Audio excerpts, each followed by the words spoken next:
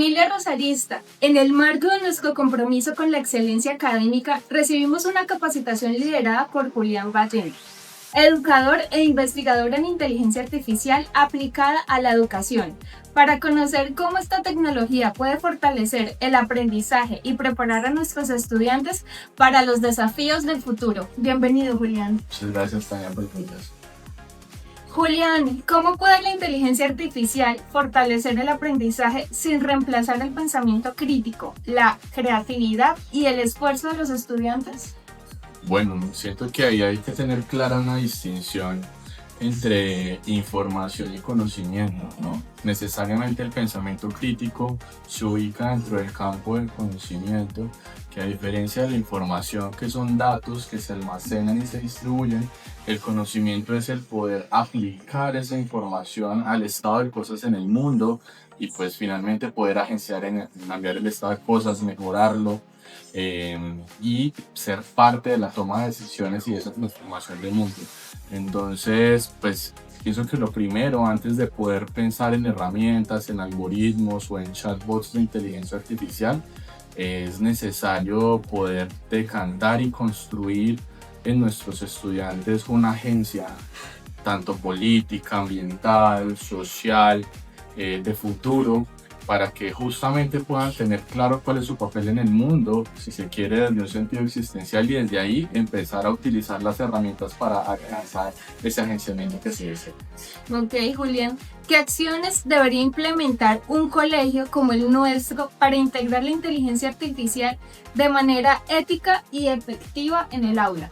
Bueno, en Colombia es un país que en este momento solamente tenemos un COMPES para regulación ética del uso de la IA. Estamos en un proceso de regulación jurídica, por tanto, pues queda dentro del campo de las instituciones poder formular las políticas internas de uso. Esas políticas internas constituyen tanto un diagrama de procesos, un mapa y un manual de procesos y procedimientos de uso, así como de permisos, de accesos y por supuesto una explicación de cómo utilizar correctamente a nivel pues, de privacidad de la información y de uso ético pues las herramientas de inteligencia artificial. Entonces el primer paso es generar justamente esa política interna de uso de la IA, dejar de verla como algo para prohibir, como un enemigo de la educación, y más bien integrarla como una realidad de la educación contemporánea, de una realidad de la existencia de nuestros estudiantes, y más bien preguntarnos no cómo prohibirla, sino más bien cómo utilizarla y aprovecharla para generar nuevos procesos de innovación social, de innovación pedagógica y académica, que por supuesto nos va a permitir estar. ¿Qué papel cumplen los directivos, docentes y las familias en la formación de un uso responsable y ético de la inteligencia artificial? Bueno, ahí hay dos preguntas fundamentales que son no técnicas y que finalmente nos dan la línea técnica. La pregunta fundamental es ¿quién soy yo? ¿Cierto? ¿Quién soy yo como directivo? ¿Quién soy yo como padre? ¿Quién soy yo como estudiante? Y la segunda pregunta es ¿para qué la escuela? ¿Para qué se educa? ¿Sí? Como directivo y como padre, ¿cierto? Entonces yo siento que esas dos preguntas, que no son técnicas, sino más bien de carácter ontológico o existencial si se quiere, son las primeras que hay que transitar, y una vez estén transitadas, pues el papel que cumple el directivo y el padre es poder darle un sentido a esa misma condición de existencia y un sentido a esa misma condición de educación. Cuando sabemos para qué estamos educando, podemos dar una línea, ¿sí?, de agencia personal, y bajo esa línea de agencia personal lo que vamos a hacer es ya lograr utilizar todas las herramientas disponibles para conseguir esa agencia.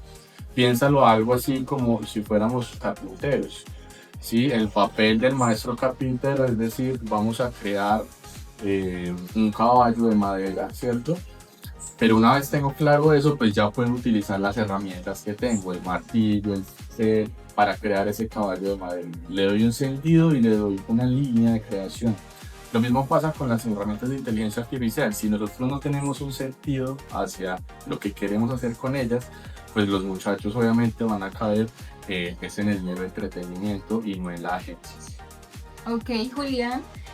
Para finalizar, ¿qué competencias deben desarrollar nuestros estudiantes para aprovechar la inteligencia artificial como una aliada en su vida académica y profesional? Esto pensado en nuestros estudiantes más grandes, nuestros estudiantes de bachillerato. Bueno, siento que la primera competencia es la competencia del ser.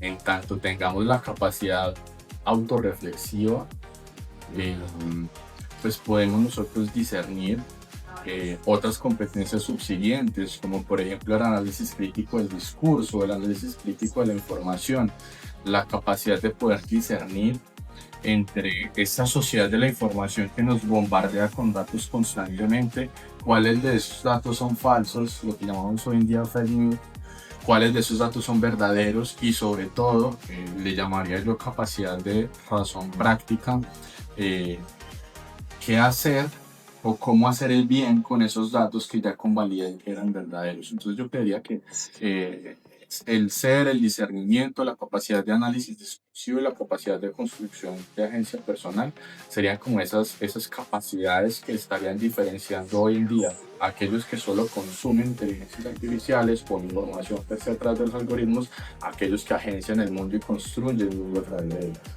Julián, muchísimas gracias. Y familia rosarista, seguimos construyendo bases que nos direccionan hacia la excelencia académica.